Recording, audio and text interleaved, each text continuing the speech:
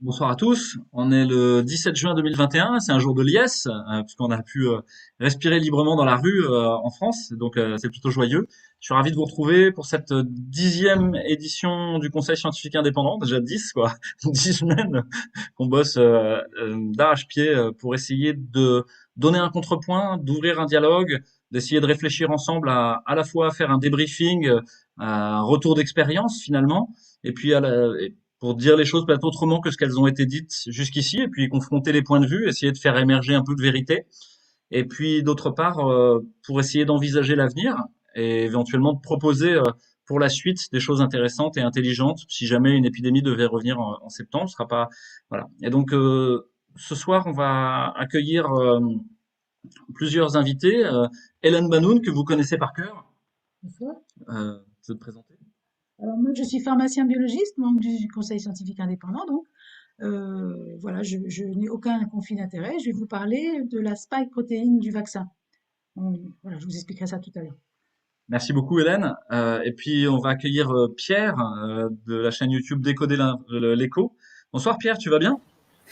Bonsoir, ça va très bien. Oui, en effet, de la chaîne YouTube Décoder l'écho est nouvellement censurée pour 7 jours. Donc, je suis avec vous et n'ayant pas d'autre moyen de m'exprimer actuellement. Ouais, alors je rebondis sur ce que tu dis pour juste préciser aux auditeurs et à ceux qui nous regardent que la chaîne Réinfo Covid TV est censurée elle aussi pour 15 jours pour la dernière édition du CSI, le numéro 9 qui a disparu dans les limbes de YouTube. Heureusement, Internet a de la mémoire et vous êtes actifs.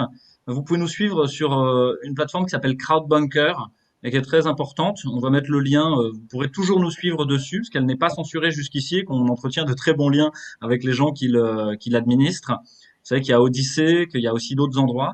Et puis surtout, il y a aussi votre action propre. C'est-à-dire que toutes ces vidéos qu'on fait, à la fois la vidéo principale, mais les découpes que vous pouvez retrouver sur Odyssée, vous pouvez les réuploader et les remettre dans la machine, en fait. Et plus vous les mettez dans la machine, plus elles sont vues. Et c'est très bien comme ça. Donc, voilà, on vous donne le bâton de pèlerin, on vous transmet le relais pour essayer de diffuser ce message. Parce que vous avez compris que l'espace public que représente Internet a été préempté par des multinationales qui se permettent de dire ce qu'on a le droit de dire ou de pas dire sur des critères qui sont assez labiles, ma foi. Et la dernière chose en date qui est apparue sur les chaînes YouTube de Réinfo Covid, TV et 2021, c'est que YouTube a mis un petit bandeau en haut en disant qu'ils allaient diminuer le nombre de nos abonnés et en enlevant les abonnés indésirables. Alors ça, c'était un peu nouveau pour nous, on savait pas ce que ça voulait dire. C'est-à-dire qu'ils vont se permettre de diminuer les abonnés comme ça, euh, voilà, parce qu'ils ont décidé. Alors j'accueille plein d'autres membres du Conseil scientifique indépendant, peut-être Vincent Pavant en premier, qui est il a beaucoup de groupies. Bonsoir Vincent, tu vas bien? Bonsoir, bonsoir, oui, ravi d'être avec vous ce soir, avec tout le monde, ravi d'écouter Hélène et Pierre, et donc triste d'entendre évidemment que la censure est toujours là sur le net, mais confiant dans l'idée que des moyens alternatifs vont pouvoir se développer pour passer les vidéos. En tout cas, ravi d'être là ce soir. Merci beaucoup Vincent. Moi je suis pas vraiment triste, en vrai peut-être ça me rend joyeux. Chaque défi est une nouvelle occasion d'exprimer notre intelligence et notre capacité d'adaptation. Donc finalement, si on le prend comme une opportunité à saisir, c'est un peu comme sur cette crise. Vous savez que l'idéogramme chinois de crise, c'est aussi l'opportunité. Et donc c'est une opportunité là qui nous est présentée. J'accueille Jean-Dominique Michel, peut-être. Tous. Bonsoir à tous. Moi, je voyage déjà, puisqu'on a des salutations de Toulouse, de la Guadeloupe, d'Espagne, de Bruxelles, de Maurice, d'Allemagne, de Grenoble, de Seine-et-Marne, et même du Valais, le plus beau des cantons suisses. Puis quelqu'un nous fait déjà remarquer, c'est très bon signe d'être censuré. Merci beaucoup Jean-Dominique. Ce soir, tu vas jouer le rôle de celui qui justement administre les questions des auditeurs. On a prévu peut-être un petit espace de questions à la fin, qu'on a deux intervenants aujourd'hui. Donc n'hésitez pas à poser vos questions à Jean-Dominique. J'accueille Emmanuel Darle. Bonsoir Emmanuel, tu vas bien? Attends, t'as pas de son encore. Pardon, excusez-moi. Donc, bonsoir Louis, bonsoir à tous. Cette soirée va être encore extrêmement enrichissante et intéressante avec ces deux présentations. Et c'est un plaisir d'être parmi vous ce soir. Merci beaucoup. Et puis toi, tu es là pour modérer les commentaires, en fait, parce que vous savez qu'il y a des Tout attaques à en fait. meute de trolls sauvages d'Internet, à la peau rugueuse et verte avec des pustules. Et donc, on essaie de les maintenir en dehors de la zone de nuisance. Puis j'accueille bien sûr Eric Mena. Bonsoir, docteur. Alors, t'as pas de son, attends. Hop, voilà. Bonsoir, docteur Fouché, bonsoir Louis, bonsoir à tous. Ravi évidemment d'être parmi vous une fois de plus. Ça me donne un peu l'impression, vous savez, d'être le village des irréductibles gaulois, vos histoires comment on appelle, ah, ça y est, je cherche mes mots ce soir, mais ça tombe bien, c'est pas moi qui anime. Euh, de censure, voilà, de censure. Hein. Merci. Donc, bon, voilà, je suis moins dans la liesse que toi, Louis, parce que pour moi, la suppression du masque pour des raisons politiques et électorales me met en colère. J'aimerais que, enfin, on prenne des décisions politiques et administratives qui soient faites pour la santé des gens et pas uniquement pour l'intérêt de ceux qui les prennent. Mais en dehors de ça, je suis très content de ne plus avoir de masque. Cela dit, j'en mettais déjà tellement peu que ça ne me change pas beaucoup la vie. Et j'ai hâte d'écouter nos conférenciers de ce soir. Merci beaucoup, Eric. Tu as un t-shirt CSI. On Alors, vous précise à avez tout vu le monde ça? qu'on n'a Ouais, pas de boutique de goodies. Il n'y a pas de boutique de goodies. Tout Parce le que monde vous est savez que le bénévole. CSI, ça y est, Voilà. attends, faut que je le mette bien, voilà, comme ça, CSI. Mais beaucoup d'internautes reconnaîtront le sigle d'une série télévisée célèbre qui cherchait à déterminer les crimes et les coupables des crimes. Et finalement, n'est-ce pas notre rôle au CSI de déterminer les coupables des crimes également? Donc finalement, on a bien choisi notre nom. Et donc, je rappelle à tout le monde que le CSI est une structure bénévole qui n'a même pas d'existence juridique. Ça n'est même pas une association. Donc, ça n'est sûrement pas une secte, en tout cas. Et donc, je rassure tout le monde aussi. Vous pouvez le constater, c'est pas un hologramme. Je suis pas mort, même si ça a été annoncé sur les réseaux sociaux la semaine dernière. C'est pas très agréable, je vous le cache pas. Mais en tout cas, si j'avais dû mourir, c'est une résurrection grâce à vous tous. Et merci beaucoup. On revient toujours plus fort. Donc, on va commencer par Pierre, honneur aux garçons, pour changer. Pierre, alors il y a un petit peu de complexité. Si tu vas nous parler sur Internet au début de comment trouver des informations, c'est bien ça? Oui, c'est une autre manière de redire ce que tu viens de dire. Il faut se mettre sur d'autres plateformes, évidemment, pour continuer à diffuser ce qu'on dit. Mais je pense qu'il y a une autre manière aussi à diffuser notre message, c'est le fait que tout le monde s'y mette. Donc moi, ma présentation de ce soir, elle a deux objectifs. Le premier, c'est quand même de vous présenter où trouver les données, ou de vous représenter, et de vous donner les moyens aussi d'aller les chercher. Parce que je pense qu'il n'y a rien de mieux et de plus fort que juste d'aller chercher des données qui sont déjà disponibles sur Internet, qui sont des données officielles, de les manipuler un petit peu, d'en faire un graphique et puis de le partager. Et je pense qu'on sera beaucoup plus fort, encore plus que si on repartage nos vidéos et nos articles plutôt que, et ce sera encore mieux si jamais on a des internautes, de nombreux internautes qui vont charger les données, qui font le graphique et qui le diffusent en disant bah voilà ce qu'on trouve quand on regarde les stats officielles et qu'on fait le graphique. Donc je vais vous montrer ça. Je vais vous montrer aussi qu'il faut se débarrasser d'un certain biais de perception qu'on a avec les données. Et puis ensuite, je vous montrerai quelques résultats que j'ai présentés dans un article assez récemment. Donc si ça vous va, je démarre. Sauf si tu veux rajouter quelque chose, Louis. Non, merci beaucoup. Feu, je pense que c'est un des rôles de ce qu'on fait, c'est d'autonomiser les gens, les autonomiser sur la connaissance et de les autonomiser sur la santé. Autonomoi, hein, ça vient de auto soi-même, quoi. Et nomoi, c'est les règles du jeu, les lois. Donc, bah voilà, hein, il s'agit de vous redonner à vous-même votre propre loi et de compréhension du monde. Vous vous souvenez, Protagoras a dit l'humain est la mesure de toute chose, quoi. Et donc, c'est vous qui devez être la mesure de ce que vous vivez. C'est pas des multinationales ou des GAFAM ou des agences plus ou moins gouvernementales qui devraient vous dire la réalité du monde sur des courbes qui sont fausses. Du coup, je vous ai partagé mon écran. J'espère que vous le voyez. Donc ici, on est sur un premier site que je vais vous montrer qui s'appelle Our World in Data, sur une partie coronavirus. Et ça, c'est un site qui propose des statistiques sur les coronavirus de toutes les manières que ce soit. C'est un site dont beaucoup de journalistes, de journaux se servent pour montrer à quel point la situation est dangereuse et où il y a beaucoup de morts. Et en effet, on peut trouver très facilement plein de données, plein de graphiques sur les morts du coronavirus, sur les cas, sur la situation dans les pays, avec des évolutions, et puis plus récemment avec de la vaccination.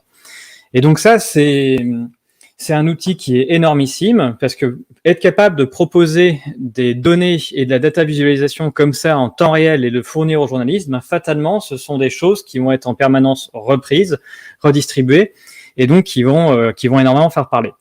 Et tout ça, ça va nous donner un biais, ce qu'on appelle un biais de perception, c'est-à-dire à force de voir de telles statistiques, je suis désolé, ça lag, des statistiques tout le temps, des cartes, des graphiques, uniquement sur le coronavirus. Alors, je vais essayer de vous partager une carte pour voir si ça marche mieux. Ça marchait tout à l'heure. Mais là, du coup, je dois avoir un problème de débit. Ah, voilà. Par exemple, cette carte-là, très bien.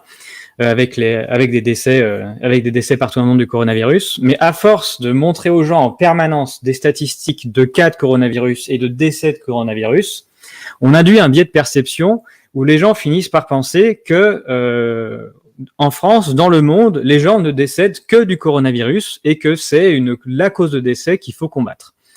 Et donc, on a ce vrai biais de perception qui fait que quasiment tous les morts aujourd'hui qui sont remontés sont analysés au regard du coronavirus. Seulement, si on veut faire une analyse un peu de la situation un peu scientifique, il faut se défaire du biais et il est important de regarder les décès toutes causes à tout moment et de les mettre en face de la situation qui arrive pour savoir s'il y a oui ou non des augmentations de décès. Je vais prendre un exemple qui est tout bête. Par exemple, imaginez que quelqu'un veuille faire le rapprochement entre les décès et la glace à la vanille. Donc, il se mettra à compter les nombres de gens qui décèdent après avoir mangé une glace à la vanille. Et donc là, ce qu'il trouverait, en regardant ce chiffre, il trouverait une énorme augmentation de ces décès l'été. Et c'est non pas parce que la glace à la vanille est dangereuse l'été, mais c'est juste que toute l'année, tout l'été, il y a 1500 Français qui décèdent tous les jours et qu'en été, ils consomment plus de glace à la vanille. Et donc, si on regardait ces statistiques stupides, on en conclurait qu'il y a une épidémie de glace à la vanillite l'été qui fait décéder les gens. Donc, c'est pas comme ça qu'on sait qu'une maladie est dangereuse, c'est en regardant les décès toutes causes et en regardant si on note des impacts, c'est-à-dire des hausses de décès à certaines périodes qu'on peut relier à cet événement, à cette maladie. Et donc, c'est bien comme ça qu'on fait d'habitude pour toutes les autres pathologies, c'est en regardant les décès toutes causes. Et seulement, on a un problème, c'est que les décès toutes causes, ils sont absolument pas mis en valeur sur ce type de site, parce que ça correspond pas à leur choix éditorial. Pourtant, ils pourraient le faire, puisqu'en fait, les décès toutes causes, il y en a une bonne partie qui sont en ligne, et notamment sur Eurostat. Donc, voici le site Eurostat, qui est le site européen de statistiques sur lequel tous les pays européens envoient leurs données. Et donc, sur ce site-là, vous retrouverez les sommes de décès toutes causes, même hebdomadaires. Donc ici, je vais aller chercher pour vous montrer. Il faut aller dans Données, base de données. Dans les bases de données, il faut aller dans Population et conditions sociales. Ensuite, dedans, il faut aller dans Démographie. Dans Démographie, il faut descendre, il faut aller dans Mortalité. Et dans mortalité, il faut descendre encore pour avoir, par exemple, les décès hebdomadaires de tous les pays. Et là, on peut télécharger les décès par semaine et par sexe, par exemple. Et on peut le faire aussi par tranche d'âge. Moi, c'est de ça dont je me suis servi pour faire des statistiques. Et on tombe sur une page de ce type-là, j'espère qu'elle va s'afficher, avec un tableau où il y a tout à l'intérieur. Et du coup, c'est ça qu'il faut télécharger pour réussir à avoir des données et ensuite faire des graphiques et faire des statistiques. Et donc, c'est pas du tout clé en main. Il faut le savoir, hein, toute l'arborescence que je viens de vous montrer, si on la connaît pas, c'est pas si simple à aller chercher. C'est pour ça que je voulais vous le montrer ce soir. Il faut faire cet effort. Et à la fin, on tombe sur un tableau de ce type-là, avec pour chaque semaine le nombre de décès, et on peut choisir ici sa tranche d'âge, choisir différentes classes d'âge, et tout ça, ça peut se télécharger. Ça peut se télécharger dans un fichier Excel. Et c'est avec ça qu'il faut travailler pour faire des statistiques toutes causes, pour regarder s'il se passe des décès toutes causes, pour voir s'il se passe des choses au sein des pays. Il y a une troisième source que je voulais vous montrer, qui est la source Medicam, donc qui se trouve, qui est hébergée par l'assurance maladie. Et avec cette source-là, on peut, il y a aussi pas mal de tableaux à télécharger pour regarder les ventes de médicaments sous plein d'années différentes, et notamment 2020, chaque mois, avec différents types de médicaments. Et ça, c'est quelque chose de très intéressant à regarder pour ce qui nous concerne. On verra tout à l'heure. Mais donc voilà 3 sources qu'on peut aller télécharger Des données sur coronavirus qui sont hyper faciles parce que là, tout est mis en forme et tout ça, et on peut télécharger facilement. Des données mortalité toute cause qui sont plus compliquées, mais qu'il faut faire. Et puis des données sur les médicaments. Dernière chose que je veux vous partager, tous les travaux que j'ai réalisés récemment pour mettre ces données ensemble, les retravailler, parce que tout colle pas en plus, hein. Donc moi, j'ai tout retravaillé. J'ai tout mis en partage sur un site qui s'appelle GitHub, qui permet de partager des programmes. Et donc, si vous voulez, sur le GitHub de ma chaîne Décoder l'écho, vous avez tout un ensemble qui s'appelle DC Europe, et à l'intérieur de laquelle vous trouvez tous mes codes. Et si jamais donc si vous faites du R, vous pouvez très bien télécharger tous mes codes, les faire tourner, et vous retrouverez tous mes résultats qui reprennent toutes les bases de données, qui se connectent partout et qui les mettent ensemble de façon à ce que tout matche pour ensuite faire des graphiques, et les graphiques que je vais vous présenter maintenant.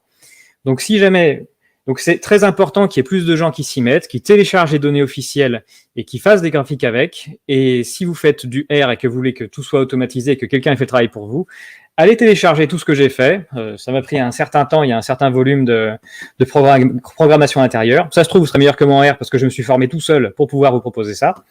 Et donc voilà, n'hésitez pas, c'est gratuit. Et puis ça vous simplifiera la vie.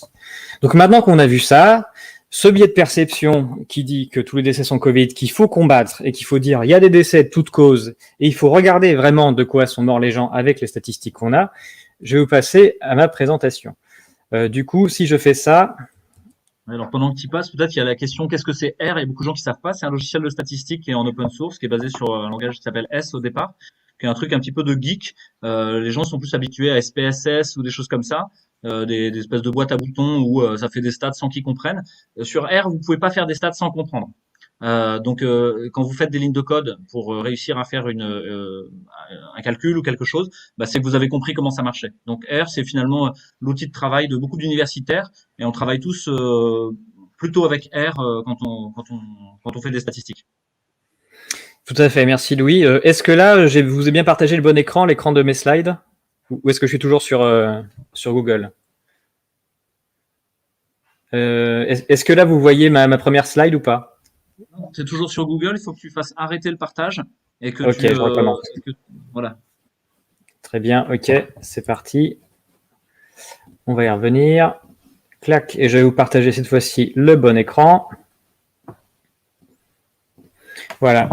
Et donc les travaux, tous les programmes que je vous ai montrés qui se basent, qui vont chercher des données Eurostat, World in Data, ECDC, Medicam, pour ensuite faire des analyses. Donc je vais vous présenter très rapidement quelques chiffres que j'ai pu faire avec ça. Donc j'ai diffusé un gros article avec qui montre tous les graphiques que j'ai fait avec ces programmes et puis avec évidemment l'analyse qui va avec. Et j'ai appelé ça retrouver du bon sens et changer son regard sur les chiffres parce que, en effet, c'est toujours ce que je vous dis. À force de regarder que les chiffres Covid-19, on n'arrive plus à réfléchir sur ce qui est vraiment en train de se passer et il faut vraiment repasser au décès toute cause pour comprendre ce qui se passe. Et donc, voici un des graphiques que vous pourrez faire qui se fera tout seul si vous lancez les programmes dans l'ordre, si vous connaissez un peu R. Il s'agit des décès français hebdomadaires depuis 2013 à partir des données Eurostat, c'est pas mes données à moi. Avec ici, donc vous avez l'augmentation et la diminution du nombre de décès toutes les semaines en France. Et vous voyez très bien qu'en hiver, il y a plus de décès qu'en été. En violet, vous avez la moyenne. Les vieux pointillés violets, c'est ce qu'on appelle les intervalles de prédiction à 95%. Donc en gros, c'est quand on est en dehors, on est dans une période de surmortalité, à peu près, une mortalité anormale. En rouge, c'est une moyenne mobile. Et les pointillés jaunes, ils représentent les deux périodes de confinement. Donc voilà ce type de graphique avec pas mal d'autres qu'on peut faire à côté. Par exemple, celui-ci il montre que finalement, si on regarde en moyenne glissante sur 52 semaines, c'est-à-dire sur un an, la mortalité française elle est à peu près normale. Il y a un peu des hauts, des bas de temps en temps et des plus et des moins, mais globalement on est autour de la moyenne. Et qu'arrivé en 2019, on était quand même à une période qui était très basse en termes de mortalité et que le gros pic qu'on voit là, qui est le décès de mars-avril, il nous a juste rapproché de la moyenne. Donc même après mars-avril 2020, la grande pandémie où il a fallu enfermer tout le monde, globalement, quand on était à l'été, il n'était pas du tout décédé plus de personnes que d'habitude en France, en moyenne, absolument pas. Et on a plus de décès en France par rapport à d'habitude que depuis le mois d'octobre. Donc voilà, ça c'est un résultat. Mais là, du coup, je vais un tout petit peu détailler, parce que je veux vraiment arriver à la dernière partie. Un exemple, si jamais vous oubliez le fait qu'on vous fasse des injonctions permanentes pour vous montrer, pour dire c'est la Covid qui fait tout ça, on peut quand même se poser les questions de qui est décédé en mars-avril, et on peut quantifier tout ça assez facilement, en fait, pour essayer de voir quel peut être l'impact de cette maladie Covid sur ce pic, une fois qu'on a enlevé les autres causes qui viennent directement des décisions prises. Déjà, un tout petit truc à savoir, c'est que ce pic de mars-avril, il est absolument pas commun à tous les pays. Rien qu'en Europe, j'analyse 33 pays et dans le fichier, vous aurez 33 pays, tous ceux qu'on leur donné sur Eurostat. Des pics comme ça, il y en a dans 9 pays sur 33. Donc là, je vous ai montré la Suède. La Suède aussi a un pic de décès. Mais par exemple, la Norvège, on n'a pas du tout. Donc en fait, sur 24 pays sur 33, vous n'avez absolument pas de surmortalité en mars-avril 2020. Donc il n'y a pas de d'hécatombe mondiale en mars-avril 2020, ça c'est complètement faux. C'est vraiment des pays particuliers, et on verra, qui ont pris des mesures particulières, qui ont ces surmortalités-là, et c'est pas du tout le monde. Et même en France, ça vous verrez avec d'autres graphiques, il y a seulement certains départements français qui ont ces pics de mortalité, et pas tous du tout.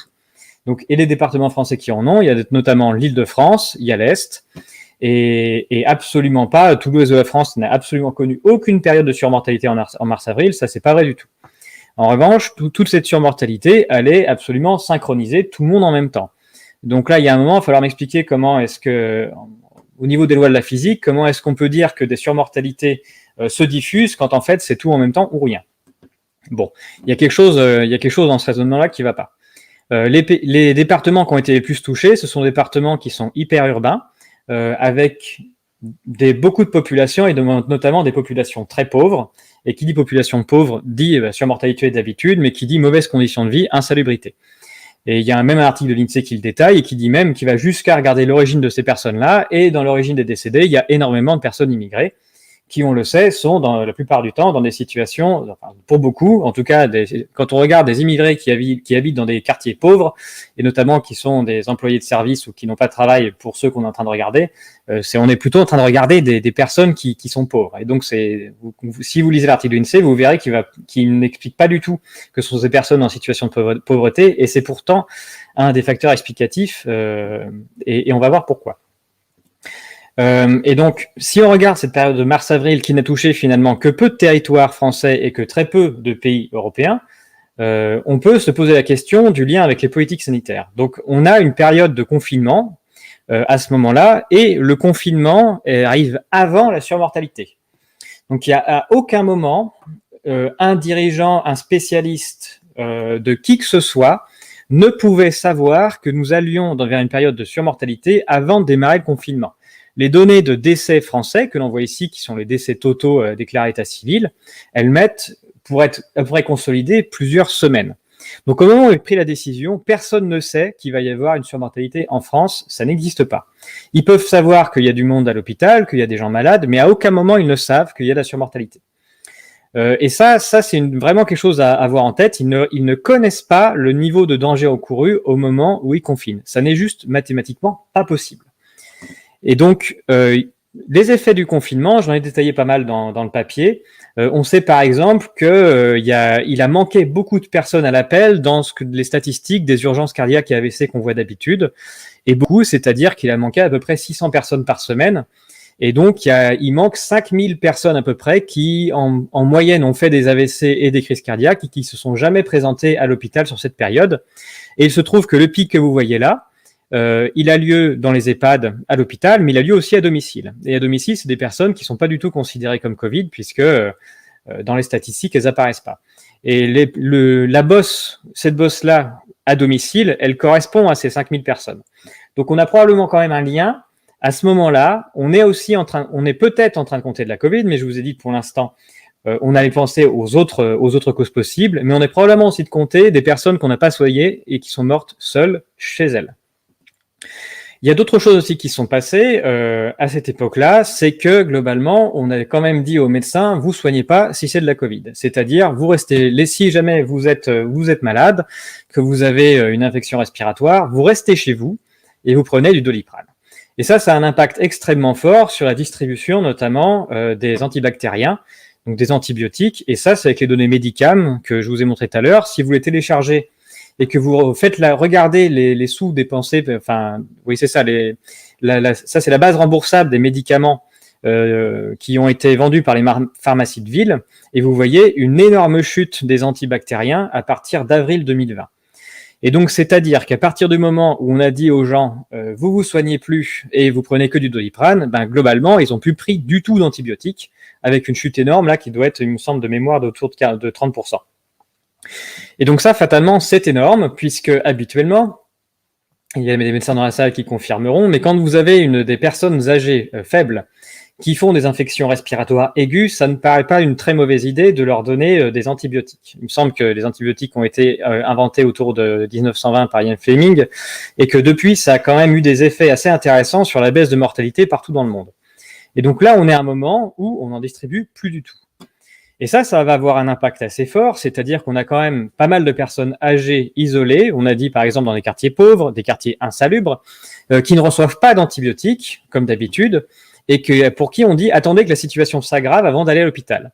Donc fatalement, elles obéissent, elles ont que du Doliprane, elles attendent que la situation s'aggrave, et quand vraiment elles ne peuvent plus respirer, elles se pointent à l'hôpital. Et donc là, il y a des médecins qui vont arriver devant eux, des gens qui ont des trous dans les poumons à force de tousser et de se faire attaquer par des virus, et qui sont bourrés aussi de bactéries. Et donc là, c'est le joli mix entre probablement des choix sur les corticoïdes et les antibactériens pour savoir ce qu'on peut faire de ces gens-là pour essayer de les sauver. Mais globalement, on n'y arrive pas. Et ça, je ne vais pas vous montrer ça tout de suite, mais ça, il y a une étude de Cochemez et Fontanet qui est sortie qui nous expliquait qu'il y a 17% des gens qui sont arrivés à l'hôpital dans cette période de mars-avril qui sont morts dès le premier jour.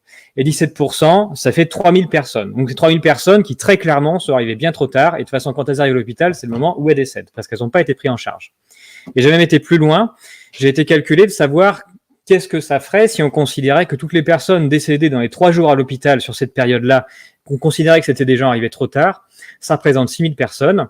Je reviens à ma bosse. Cette bosse-là, je vous ai dit qu'elle était vraie à domicile, et ça, j'ai des urgences AVC et cardiaques qui correspondent bien à la bosse. Et ces 6000 personnes-là que je vous dis qui sont arrivées trop tard à l'hôpital, c'est la surmortalité hospitalière.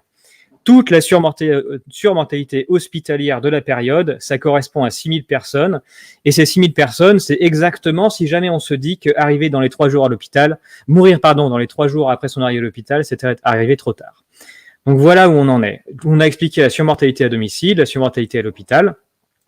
Et il y a une dernière chose qui s'est passée, c'est le décret Rivotril qui a été signé. Donc là, une loi, il faut aller sur Légifrance, j'ai mis les liens dans mon article pour aller le voir, qui autorise le fait de faire alors je sais plus comment c'est écrit comme d'utiliser le Rivotril comme du soin palliatif. Le Rivotril, c'est un antiépileptique, donc ça ne sert absolument pas à ça d'habitude.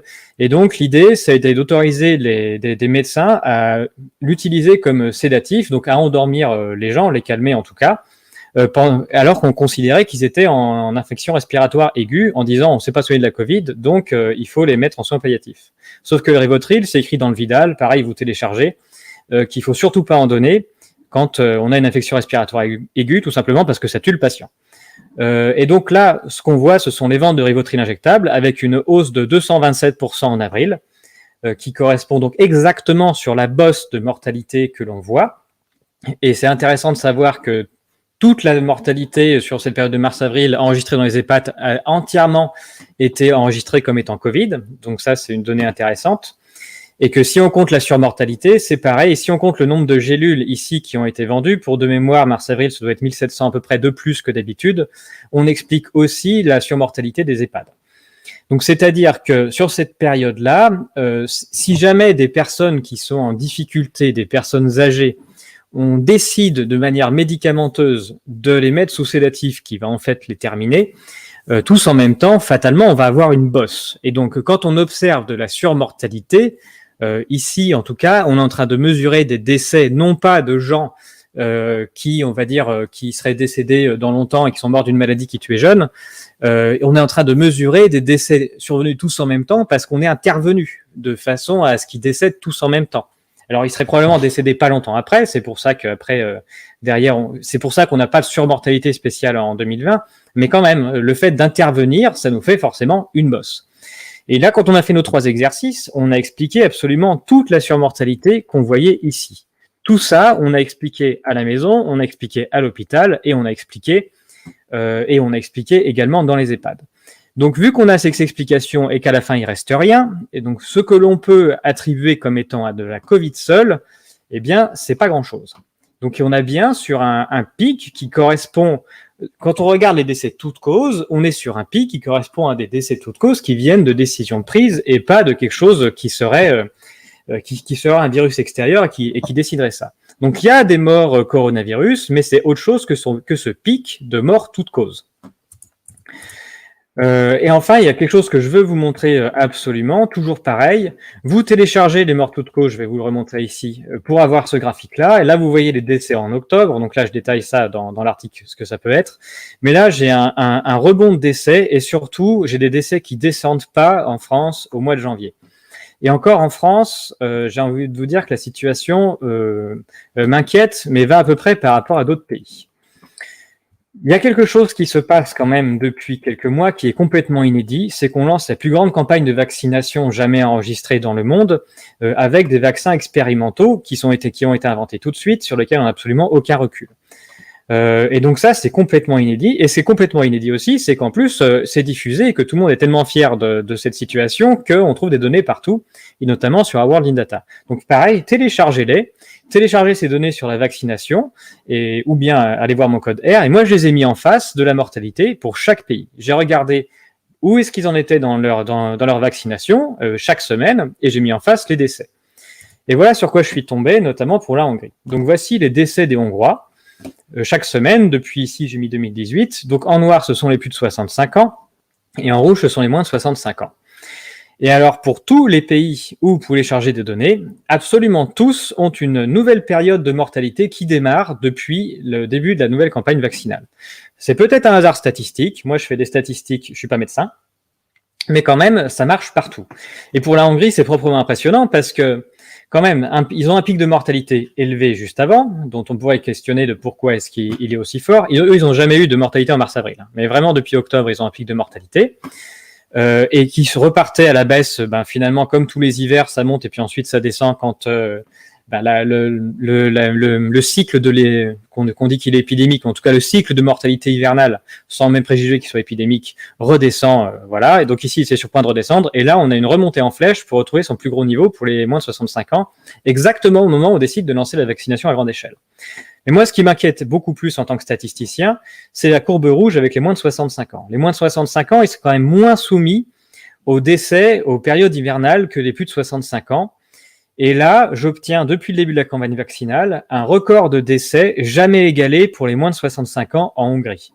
Donc la bosse que vous voyez là, je suis remonté jusqu'à 2013, elle n'a jamais été aussi grande. C'est la première fois que meurent autant de moins de 65 ans en même temps sur 8 semaines. Et pour moi, encore une fois, encore plus grave, une population qui n'est quasiment pas soumise aux variations de décès dans l'année, ce sont les moins de 40 ans que j'ai représentés ici. Donc vous avez en noir leurs décès chaque semaine, et en rouge, je mets une moyenne lissée parce que comme des moins de 40 ans, il n'y en a pas beaucoup, ça a tendance à faire des sauts et des creux qui sont vraiment difficiles à lecture. Et donc ça, c'est une moyenne sur 8 semaines. Et de la même manière, depuis le début de la campagne vaccinale, j'obtiens des nombres de décès absolument jamais égalés depuis 2013 pour les moins de 40 ans. C'est peut-être un hasard, c'est des stats, mais si vous téléchargez les données, vous trouverez ça, donc ce résultat-là. Depuis le début de la campagne vaccinale en Hongrie, il n'y a jamais eu autant de décès de moins de 40 ans. De décès de toutes causes, bien évidemment, c'est de ça qu'on parle. En termes de nombre, juste pour avoir une idée, comme il décède très peu de moins de 40 ans, ça fait 150 de plus que d'habitude. Parce qu'on est à 480 au lieu de 330, quelque chose comme ça. C'est 150 sur 6 millions et demi. Donc c'est du 0,000029%. C'est complètement indétectable avec les outils de vigilance habituels. Imaginez que vous aviez un labo pharmaceutique qui a fait extrêmement bien son travail et qui a fait son étude en double aveugle. Donc il a pris 10 000 personnes dans la population, il a fait son test, et puis il a compté ses morts. 150 sur 6 millions et demi, ça fait que si j'en avais pris 10 000, j'aurais eu 0,2 décès.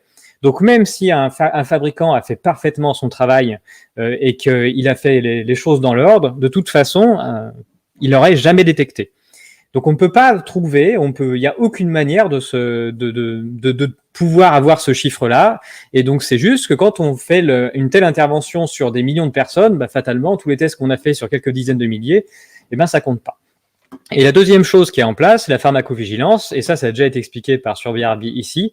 Il y a qu'à peu près 1% des signalements de pharmacovigilance qui remontent. Et donc là, vu je compte qu'il y a 150 Hongrois en trop, même si on se dit que c'est tous le vaccin qui a pu les tuer, ça veut dire que maximum, il y en a un peut-être qui serait monté en pharmacovigilance. Et ce décès-là, il serait codifié comme étant non probant, parce que, comme Suriel a expliqué, la pharmacovigilance se base sur le protocole challenge des challenges au challenge. Donc, c'est-à-dire qu'il faut, quand il y a un effet indésirable après la prise d'un médicament ou d'un vaccin, on dit qu'on est en challenge. Ensuite, quand ça s'arrête, on est en déchallenge. Et ensuite, on refait un deuxième essai pour savoir si ça recommence. Il n'y a que là que c'est probant. Sauf que quand on vaccine quelqu'un et qu'il décède direct, fatalement, on n'a que le challenge parce qu'on peut pas le réveiller pour savoir s'il décéderait pas une deuxième fois si on le réinjecte. Donc, ce serait de toute façon non probant. Donc, il n'y a aucune manière, avec le suivi classique, de pouvoir s'assurer qu'un vaccin ou qu'un médicament quelconque ne va pas me tuer 150 personnes sur 6 millions. Ça n'est pas possible. Mathématiquement, c'est impossible. Et donc, seulement quand on voit une courbe comme ça et qu'on a une hausse de mortalité des jeunes qui n'est jamais égalée, ça devrait s'allumer en rouge partout. Et on devrait globalement vraiment se poser la question de ce qu'on est en train de faire. Je ne sais pas si c'est ça. La seule chose que je peux dire, c'est qu'il y a un lien statistique qui existe et que ce lien statistique, pour tous les pays, je le vois, au moins pour les plus de 65 ans, puisque c'est la population qui est cible, et pour le pays qui a le plus vacciné en Europe, je vois quelque chose, et si vous téléchargez les données, vous le verrez aussi, pour les moins de 40 ans. Donc voilà ce que je voulais vous montrer ce soir. Merci Pierre. Une fin assez c'est un peu froid dans le dos, même s'il y a peut-être d'autres lignes explicatives. Hein, on pourrait aussi se dire que la fin des mesures un peu coercitives correspond aussi à la reprise de la vie chez les personnes plus jeunes et peut-être l'augmentation si on regarde les causes et notamment l'accidentologie, peut-être qu'il y a une augmentation de ces décès-là et qu'elle n'est pas forcément liée à la vaccination. Mais effectivement, le fait de regarder par âge nous a déjà dit plusieurs choses. Tu as souligné en tout premier que finalement une grosse partie de la mortalité était liée au défaut de soins à domicile et ça avait déjà été souligné par le groupe Matalarm et par Vincent il y a quelques semaines. Et je crois que c'est vraiment une réalité clinique ça qu'il faut mettre en évidence parce que si jamais ça devait se reproduire, je crois que nous devons faire un retour d'expérience sur cette chose-là et qu'il y a vraiment besoin de discuter avec les pouvoirs publics sur le fait de mettre en place des parcours patients, des filières de soins qui permettent de suivre les gens de manière intelligente à domicile et de détecter la gravité précocement. Je vous donne un exemple. Nous, ne serait-ce qu'au sein de l'hôpital, on a mis en place des réunions tous les jours entre les médecins des services Covid et les médecins de réanimation à 12h30, où on a discuté tous les patients pour discuter, mais est-ce que celui-là, il va aller dans le mur, quoi. Et pour commencer à en discuter avant et que ces gens-là, ils soient finalement jamais admis en urgence. Rien que le fait de faire ça nous a permis d'avoir quasiment aucune admission nocturne, aucune intubation non prévue. Rien qui se passe pas qu'on n'avait pas vu venir. Et donc on a hospitalisé les gens en réanimation de manière programmée en fait l'après-midi quand les médecins nous disaient ouais ce patient-là je le sens pas trop, on va voir, on se donne un peu de temps, puis le lendemain ok on le prend et puis tranquillement sereinement. Et finalement le fait de faire la même chose en ville, c'est-à-dire de faire voir à un médecin quelqu'un, lui faire un test, le diagnostiquer positif, mettre en route des traitements utiles. Il y a notamment certains sur lesquels on est tous d'accord, comme les anticoagulants, comme l'oxygène s'il y en a besoin, comme la corticothérapie à partir du moment où on est dans la phase d'orage inflammatoire et plus dans la phase virale. Bah, tous ces gens-là, c'est des gens qui n'iront jamais à l'hôpital ou qui, s'ils arrivent, peut-être on les verra venir un peu plus doucement. Et puis le fait de les surveiller surtout, c'est-à-dire de les voir tous les jours, de prendre soin des gens. Très profondément, ce qui soigne, c'est les humains et c'est de prendre soin les uns des autres.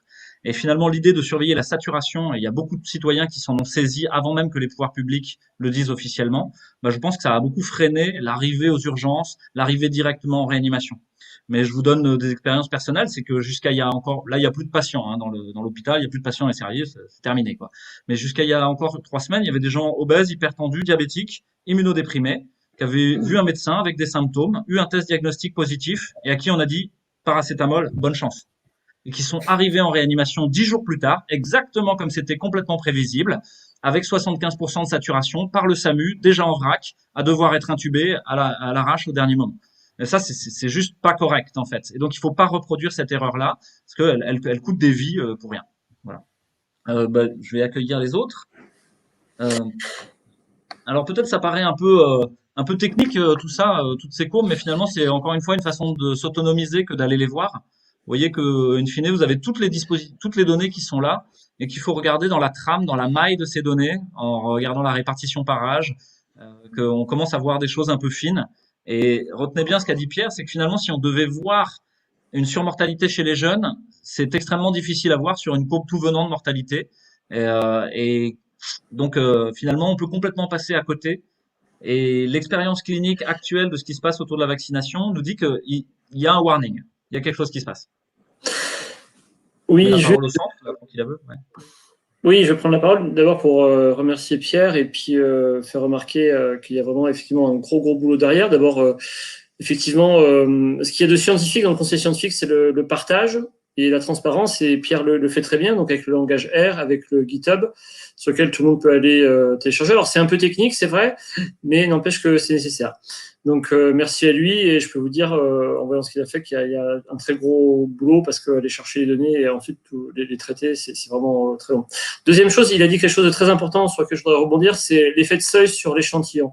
C'est-à-dire qu'en gros, si vous voulez mettre en évidence un effet qui a moins d'une chance sur 10 000 d'arriver, si vous prenez une cohorte de 10 000 personnes, vous ne le verrez pas. Vous verrez zéro, en fait. Il y a un effet de seuil. Et donc, du coup, vous allez en déduire que il n'y a aucun risque de faire ce que vous allez faire. Sauf qu'effectivement, si vous passiez un échantillon de 1 million, 2 millions ou 10 millions, si votre effet, il y avait justement mettons une chance sur 100 000 d'arriver, vous ne voyez pas sur votre cohorte de 10 000 personnes.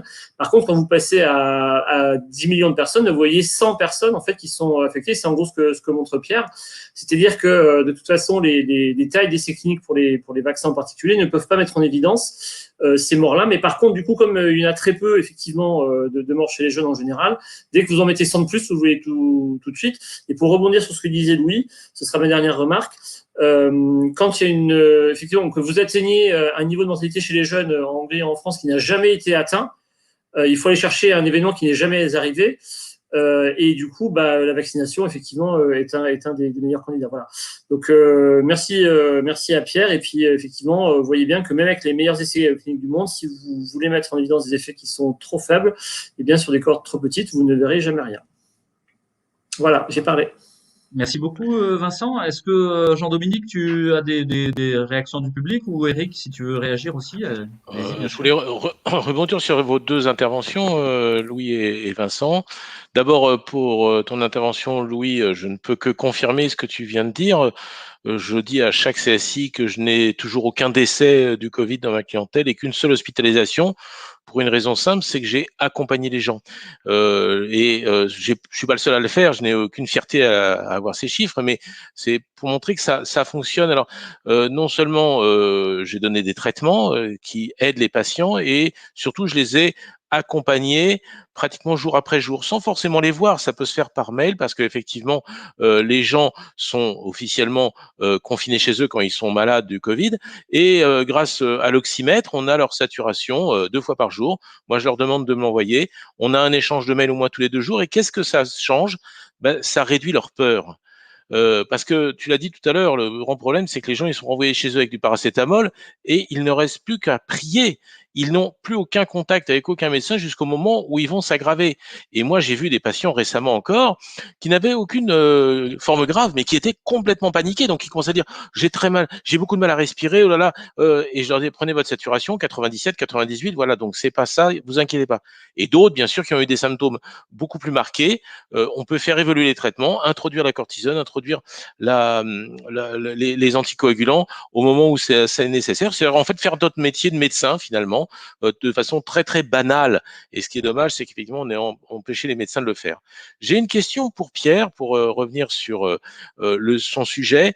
Effectivement, j'avais déjà vu des courbes, et on avait d'ailleurs discuté une fois avec Pierre sur ces courbes de mortalité qui augmentent dans quasiment tous les pays au moment où on commence la vaccination. Je l'avais constaté déjà, moi, en Israël, j'avais été surpris de voir que la mortalité avait augmenté, avait redémarré en même temps que la vaccination, ou plus ou moins, et avait augmenté jusqu'à ce qu'ils arrivent à peu près à 30% de la population vaccinée, et puis c'était redescendu.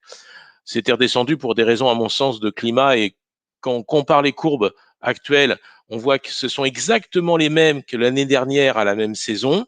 Donc, c'est, à mon avis, plus des courbes en dôme liées à la saisonnalité et non pas au vaccin. Mais malgré tout, les courbes de Pierre m'interpellent. Et ce qu'on constate la plupart du temps, c'est qu'il y a d'abord une augmentation de la mortalité en même temps que la vaccination. Et ensuite, ça rebaisse pratiquement partout. Alors évidemment, donc il y a cette saisonnalité qui fait que ça rebaisse. Est-ce que pour toi, Pierre, s'il y avait un lien direct entre le vaccin et la mortalité, ce qui est possible évidemment, puisqu'on a quand même aujourd'hui, ne serait-ce qu'en France, plus de 600 morts suite au vaccin Pfizer, par exemple, dans les statistiques officielles de la NSM, si c'était directement lié au vaccin, on devrait avoir une augmentation proportionnelle de la mortalité en même temps que la vaccination augmente. Il y a deux hypothèses pour moi. Soit c'est parce qu'au départ, on vaccine les gens les plus fragiles, c'est eux qui meurent le plus. Ou alors, c'est qu'il y a une rencontre entre, d'un côté, la mortalité qui peut être en lien avec une vaccination, ça reste à démontrer, et en même temps, la saisonnalité qui fait que ça rebaisse aussi. Qu'est-ce que tu en penses? Parce que dans tous les cas, les pays qui ont continué à vacciner ont vu leur mortalité baisser, même si le nombre de cas réaugmente. On le voit au Chili, on le voit en Angleterre. Oui, en effet, il y a deux explications possibles, je suis d'accord. Après, moi, je suis statisticien, donc je regarde des faits et du coup, je ne peux faire que des hypothèses sur les causes, puisque évidemment, les faits n'expliquent pas les causes, ce qui est le premier principe de statistique. Ce que je peux dire, c'est que en effet, il est normal d'avoir des hausses fortes de décès au début, si on commence par injecter des choses aux personnes les plus fragiles et qu'ensuite ça baisse. C'est certainement notamment le cas, on devrait voir des différences un peu temporelles au moment où on vaccine d'abord les plus anciens, puis ensuite ça se décale un peu quand on passe aux plus jeunes, donc avec une mortalité qui se décale. Il y a un autre sujet aussi qui est la qualité de la donnée. Ce qui me paraît à peu près correct, c'est de se dire qu'on sait à peu près quand les campagnes de vaccination démarrent, mais je ne sais pas si vous vous rendez compte de la machinerie qu'il faut pour que remontent les données vaccinales pour réussir à alimenter un site de ce niveau-là. C'est-à-dire qu'on n'arrive quand même pas à compter notre population, et même les sous qui transitent partout alors qu'on est tous branchés avec notre carte bancaire. C'est extrêmement compliqué de remonter la statistique. Et là, pour ce sujet-là, tout d'un coup, miraculeusement, il y a tout qui remonte pour faire des belles courbes d'absolument tous les pays du monde dans tous les sens. C'est du absolument jamais vu. Donc moi, j'ai quand même un petit doute sur la qualité exacte des données, c'est-à-dire leur vitesse de remontée. Je pense qu'il faut s'en servir en se disant que la forme de la courbe doit être à peu près la bonne, mais qu'en revanche, en termes de date exacte de tout ce qui se passe, on doit quand même être un petit peu méfiant. Et en effet, je rebondis sur ce que tu viens de dire, Eric, sur la saisonnalité. Très clairement, je le montre dans mon article, on voit qu'il y a des creux et des bosses en termes de décès en France, mais c'est le cas partout en Europe, et c'est le cas aussi dans tout l'hémisphère nord. Mais ces creux et ces bosses, ils sont absolument simultanés partout.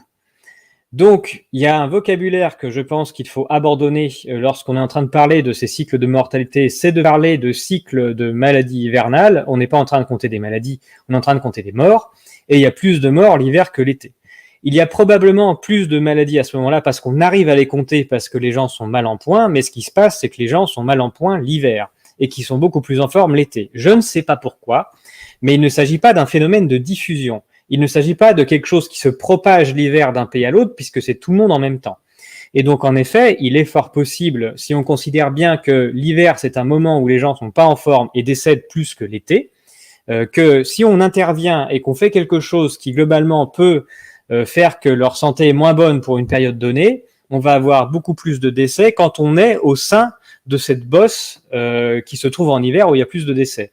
Donc en effet, il y a peut-être à minima à réfléchir au moment où on fait une injection de quelque chose de façon massive sur des personnes et de peut-être pas rajouter de la catastrophe à la catastrophe en le faisant à un moment où on sait que les gens sont déjà dans une période où statistiquement, ils décèdent beaucoup plus.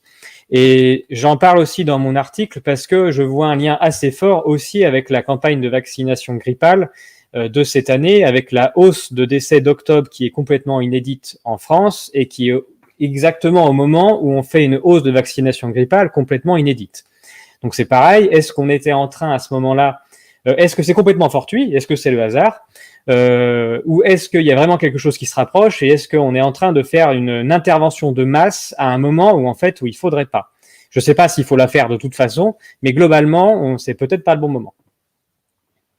Ouais, alors finalement, il y a pire qu'un mauvais virus, c'est peut-être un mauvais vaccin. Hélène, tu veux intervenir? Et puis Je voulais intervenir sur la saisonnalité. Alors, on emploie toujours ce mot-là, mais sans préciser, on dit la saisonnalité du virus. Mais en fait, ce qu'il faut savoir, c'est qu'il y a une saisonnalité du système immunitaire dans les pays tempérés. Donc, il y a un shift, c'est-à-dire un glissement du système immunitaire qui devient pro-inflammatoire en hiver. Ça a été montré très nettement. Alors, ça n'existe pas dans les pays qui sont au-dessus du cercle polaire, ni dans les pays tropicaux. Et donc, ça correspond à ces pics de mortalité qu'on voit en hiver, puisque le système inflammatoire chez les personnes âgées, il a tendance à agir d'une manière délétère plutôt que bénéfique, quoi. Et donc, tout ça, je pense que ça peut beaucoup s'expliquer par là. Et c'est pareil, la chute, enfin, la diminution de l'épidémie qu'on voit, qui se reproduit cette année exactement comme l'an dernier, elle correspond au moment du chiffre du système immunitaire. Voilà, je pense que tout ça, ça devrait être beaucoup plus pris en compte dans les. Tout à fait. Et tous les modèles que vous voyez, Vincent nous en a présenté, sont des modèles qui partent du principe que s'il y a des morts qui augmentent, c'est parce que quelque chose se diffuse. Et ça n'a absolument aucun rapport avec la réalité.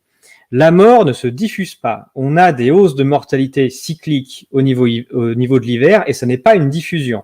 Avec Vincent, on a fait l'exercice. On peut faire coller des modèles de diffusion là-dessus, mais c'est pas pour autant que c'est ça qui se passe. Ça, c'est un collage complètement artificiel qui vient de 1920 où il y a deux chercheurs qui ont dit qu'il fallait faire comme ça parce que c'est ça qui se passait, mais ça n'a absolument rien à voir avec la réalité. Et on déforme la pensée des gens en leur expliquant que mathématiquement, voilà, c'est quelque chose qui se diffuse et donc ça monte et ensuite ça descend quand ça s'en va. Ça vient où ça s'en va. C'est là où ça n'est pas là et c'est extrêmement différent. Donc on a quelque chose qui apparaît. Et donc, en fait, on voit de plus en plus de gens malades et on en déduit que c'est une diffusion épidémique, mais ça, c'est une erreur d'interprétation. On a de plus en plus de gens malades parce qu'il y a de plus en plus de gens qui sont mal à cette période et c'est comme ça tous les ans. Et il ne s'agit pas d'une contamination. Et ça n'est pas parce que votre voisin était malade avant vous qu'il vous a contaminé. C'est peut-être uniquement parce qu'il a été, son corps a été plus mal en point avant vous dans l'année. Et on a toujours cette façon d'interpréter absolument tout ce qui se passe en se demandant qui a refilé ce truc-là, alors qu'on n'en sait absolument rien. Et les modèles, la seule chose que je peux vous dire, c'est que les modèles de diffusion ne reposent sur absolument rien. C'est pourtant tous ceux qui sont utilisés actuellement, et ça n'a aucun rapport avec la réalité visible. Téléchargez tout ce que je vous ai montré, regardez les hausses de mortalité de tous les pays européens séparés de 3000 km, c'est tout le monde en même temps. Ok, merci à tous. Alors, on avait fait 2 présentations pour essayer d'être plus court. Donc, je vois que c'est pas forcément gagné. On se transforme doucement en un chat scientifique. C'est pas désagréable. Mais voilà, Je suis hyper bavard, je suis désolé. Voilà, vous êtes chargé de travail maintenant, hein, donc on n'est pas là pour vous mâcher le boulot. Donc reprenez toutes les courbes, critiquez-les, refaites-les avec l'ensemble de ce qui est mis dans le GitHub de Décoder l'écho ou en reprenant les courbes sur les on mettra en lien toutes les sources de données dans la description de la vidéo. Puis la deuxième chose, c'est réuploader ces vidéos. Si vous savez pas faire des stats, au moins vous pouvez peut-être faire une chaîne YouTube et un groupe Facebook, je sais pas quoi. Ça, pour ceux qui sont moins forts, peut-être ils peuvent le faire. Et puis on va passer à la présentation d'Hélène, parce que une des questions qui se pose souvent, qui revient assez régulièrement de la part à la fois des patients, de la société civile, c'est mais Spike, est-ce que c'est pas ça qui déclenche la maladie? Parce que la maladie, c'est l'orage cytokinique, c'est l'orage inflammatoire, c'est la désorganisation du système immunitaire et cet orage pro-inflammatoire. Et finalement, cette clé d'entrée dans la cellule que représente Spike, qu'il soit sur la surface du virus ou qu'il soit tout seul fabriqué par votre corps, est-ce que c'est pas ça qui déclenche la maladie? Donc, on va essayer d'éclairer un peu cette question. Juste avant que je passe la parole à Hélène, je vous signale qu'on va débrancher YouTube pour éviter la censure. Vous avez compris qu'on a un peu marre d'être censuré parce qu'à la fin, ils nous enlèvent des abonnés, ils nous censurent, on va avoir du mal à émettre. Donc on va débrancher YouTube et on va vous proposer d'aller, pour tous ceux qui sont sur YouTube, d'aller sur Crowdbunker. Alors il y a soit cette adresse Crowdbunker là, c'est le CSI, soit une adresse de Crowdbunker de Réinfo Covid. Les deux sont possibles, ou d'aller sur les différents Facebook ou d'autres endroits. Donc pour tous ceux qui sont sur YouTube Réinfo Covid 2021, on vous propose une petite migration en masse de milieu de soirée. et je vais passer la parole à Hélène.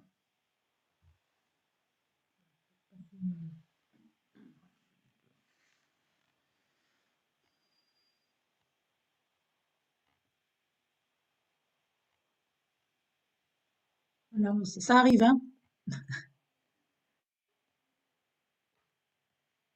On y va.